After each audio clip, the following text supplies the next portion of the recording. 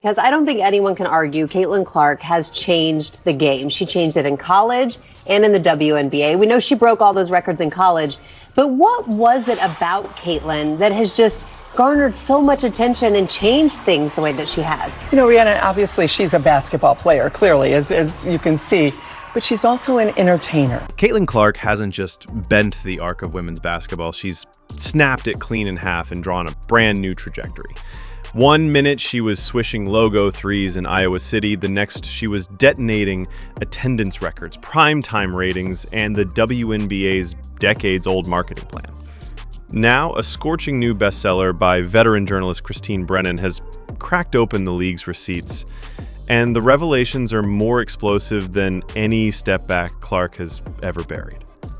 Buckle up, because the story of how one 23-year-old detonated an entire business model is sharper, messier, and more global than the W could have imagined. This league is full of drama, absolute drama.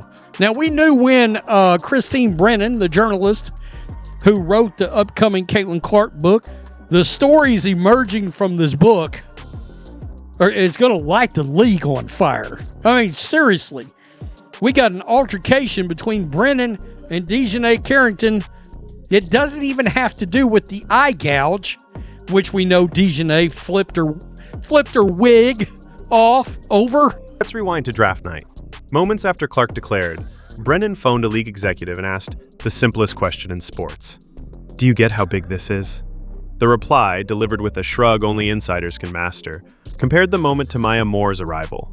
Maya was and still is legendary, but cross-checking Maya's debut with the tidal wave data pouring out of Clark's senior year is like comparing a lightning bug to a supernova. Iowa's national title broadcast alone beat out every NBA game not named Finals. Yet the W's gatekeepers insisted, biggest thing since Maya.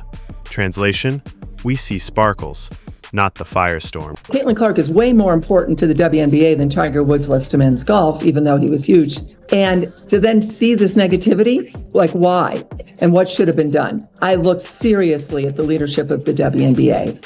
And how could you not be prepared for this moment? You've seen it happening in the Big Ten. You've seen it at Iowa. You see these TV ratings. And then what? That misfire set the stage for an entire season spent playing catch-up. While Clark's pull sent ticket platforms into meltdown, the league kept her flying coach, sharing cramped practice space and absorbing more body blows than Game 7 officials would ever allow on Steph Curry. Brennan's pages document the bruises, pokes, shoves, and old-school hard fouls that earned shrugs from refs and side-eye from rivals. The rookie even needed teammate Sophie Cunningham to moonlight as unofficial bouncer just to finish games upright. Think about that. The WNBA's billion-dollar fulcrum was relying on a fellow player, not league security, to watch her back. The thing I don't get, Christine, is that in the case of Tiger and in the case of Jordan, the other players and the league around them, in Tiger's case, the PGA Tour, realized that a rising tide raises all boats and were incredibly supportive of Tiger and Jordan. With Caitlin, it seems like, for whatever reason, she's polarizing. Like she's been hit with more flagrant fouls than any player ever this year. They tried to come at you when you were writing a story and said, don't ask questions about why people don't like Caitlin Clark. But I'm going to ask you, Christine, why is she polarizing in your opinion? Why do people not embrace the phenomenon that is Caitlin Clark? And then there's the travel log. Clark fans crisscrossing continents became the subplot nobody scripted, but everybody felt. Hawaiian teens pooling savings for fever aces in Vegas. Mexican families road-tripping 3 time zones to D.C. because the Mystics had to upsize arenas when Clark came to town. Washington's 4,200-seat entertainment and sports arena? Too small. They bumped the game to 20,000-seat Capital One like it was a Beyoncé tour date, not a regular season clash. Every time the rookie tweaked an ankle, secondary market prices fell faster than a meme stock. When she was healthy, arenas looked like mini Super Bowls wrapped in orange and blue. Numbers tell the story starkly. With Clark on court, Indiana averaged 1.81 million TV viewers, a figure that once sounded like science fiction in this league. The night she sat, viewership sliced in half to 847K. Same uniforms, same channel, but the human magnet was missing. At box offices, her presence pushed Fever home and away attendance to a record 643,000, 200,000 more bodies than any other franchise.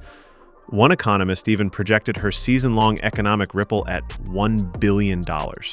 When you layer ticket revenue, tourism, merch, and media rights, wrap your head around that. The salary cap for an entire roster is still south of $1 million. One of the big points in the book, I deal with all of this and my research and reporting, because I was perplexed as well. I mean, this is the greatest moment ever for the WNBA. Yep. We wish it happened sooner. Of course we wish it happened sooner. There were amazing players who, as you know, both you guys know, were toiling in obscurity, the male-dominated mainstream sports media ignoring them. And yet, in rooms where decisions echo loudest, Olympic selection meetings, marketing brainstorms, broadcast partner calls, Clark was treated like a promising rookie, not a generational pivot. Brennan breaks down how USA Basketball left her off the Paris roster because they feared online chatter about minutes and hierarchy. The result? Gold medal viewership that hit a 16-year low, while social timelines filled with fans pleading, "Where's Caitlin?" A committee member has since admitted they'd rethink everything if given a do-over. Of course they would. Ratings, sponsorships, and casual eyeballs don't care about seniority charts. They follow gravity. And gravity right now pulls toward number 22. Here in Iowa, we were the first to realize Caitlin's pull on fans. When do you think the WNBA fully realized what it had? Publicly, I'm not sure that they really have. They certainly know, they have to know, Keith, but in terms of the comments, in terms of the way the commissioner, Kathy Engelbert, who I've known and I like, the way she has trouble talking about Caitlin Clark, or if she's asked about Caitlin, then she will say, well, Caitlin and Angel. Well, she wasn't asked about Angel, she was asked about Caitlin. Inside the locker rooms, the tension is palpable. Veterans publicly insist Clark hasn't earned it. Yet, publishers who spend real money studied the landscape and bet big. Simon & Schuster's Scribner imprint isn't a vanity press. They saw demand, greenlit Brennan's deep dive, and pushed it like a summer blockbuster. It rocketed to number 1 before Clark granted a single sit-down. That's unheard of. In an era when every athlete curates their own story on social, the unauthorized version outsold them all because fans craved an unfiltered chronicle of a cultural shift happening in real time. Brennan's pages aren't just gossip. They map the structural flaws women's hoops can outrun. Players unaccustomed to round-the-clock media glare, executives allergic to decisive marketing, officials reluctant to whistle a flagrant on the face of a sold-out building. Meanwhile, Clark's endorsement stack dwarfs her salary by a factor of 500. Nike, Wilson, Gatorade, she's pocketing $40 million a year before lacing up a sneaker for tip-off. That imbalance fuels whispers that she could, if she wanted, launch a rival league tomorrow, the Nike Clark Circuit, and choke the W's pipeline overnight. Unlikely? Probably. Impossible? Ask Live Golf how fast the landscape shifts when deep pockets sniff opportunity. And started her own league because of the way she's been treated. Would that work? What do you think? It's interesting. I thought of that too. Nike loves her. Nike, she's got Wilson, obviously. She's got Gatorade. Even though the salary's, $76,000 for a rookie, more this year now. She's making, $28 million just from Nike alone, according to Wall Street. So she's at, $40 million, whatever. Okay, so fine. So she's doing great. And if Nike said we're going to make the Nike Clark League, right? It would take, obviously it takes a few years to get the arenas and whatever. But the TV contract, it's Caitlin. The anxiety spikes because the WNBA's growth story and Clark's origin story are no longer synonymous. They run parallel only as long as incentives align. Right now, the league's content calendars are Clark-centric. Highlight packages, themed merch nights, schedule reshuffles to shoehorn national windows. But the book exposes how little strategic scaffolding exists if that engine stalls. Sound business builds redundancy. The W gambled on a single gear and called it a transmission. And there's a human cost. Clark didn't ask to be the sun in everyone else's solar system. She celebrates opponents, elevates teammates, and still finds herself labeled divisive. Brennan recounts how a segment of players weaponized that narrative, drip-feeding comments about earning stripes, stoking fan wars, and side-eyeing the media for obsession. Plenty of those same voices, ironically, amplify her by arguing against her. Every subtweet, every podcast jab funnels more curiosity toward the phenomenon they insist is overrated. That's the paradox of star power. Critique becomes gasoline. And here comes Caitlin Clark, and let's say it, and I say it in the book. I'd go into this in depth. A white woman from Iowa in a 74% black league.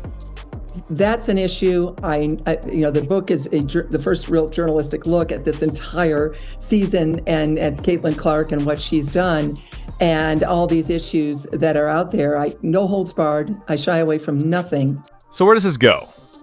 For starters, league leadership must accept the scale and move from reactive to proactive.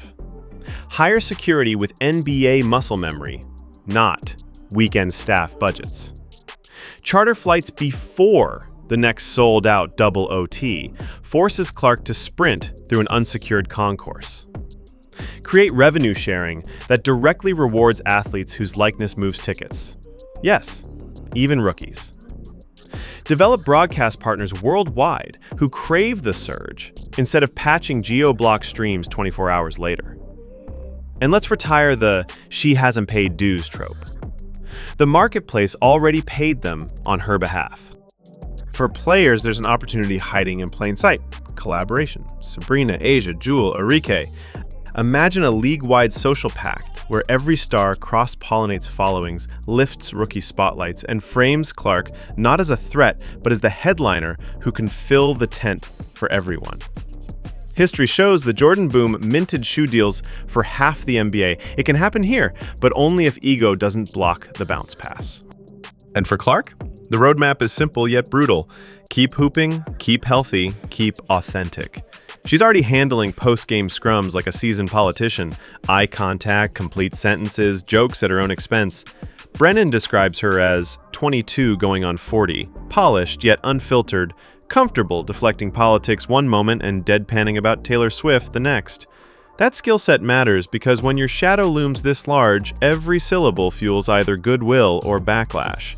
Ended in Paris, came back, went to Indy, and I was with the Fever every step of the way. Wow. I got a chance to ask her 40 to 50 questions. Everything was, nothing was off limits. And she is, as I say in the book, she's 22 going on 40 or 50. Everything you can thrown tell. at her. I asked her about her like of the Taylor Swift post about Kamala Harris, endorsing Kamala Harris. Would she be endorsing her? You could ask those kinds of questions. Most athletes, as you know, aren't happy when you ask those questions. She looks you in the eye. She gives you long answers. She's direct. She's also very, very funny. And everything was thrown at her. And she handled it in a beautiful way. I say this to... If the first era of women's pro hoops fought for existence, and the second fought for relevance, Caitlin Clark has yanked us into the fight for magnitude. The numbers on jerseys aren't just identifiers, they're balance sheet line items, data points that inform whether networks re-up rights packages or brands cut 8-figure checks. Brennan's book, By Shining Klieg Lights on Missteps, offers a roadmap, disguised as criticism. Ignore the alarm bells, and the league risks repeating the same cycle that dulled previous spikes. Act on the intel, and women's basketball might finally convert viral moments into sustained momentum. Because here's the biggest lesson. Wrapped in every packed arena and crashed ticket site, fandom today is fluid. It's less about rooting for laundry and more about orbiting personas. The WNBA can mourn that shift, or it can weaponize it. Caitlin Clark is the most potent case study in modern sports economics, one that proves how thin the membrane is between niche and mainstream when the right narrative, highlight reel, and personality collide. Treat her like an outlier, and the ripple ends when the logo threes stop falling. Treat her like a blueprint, and the league may never look small again.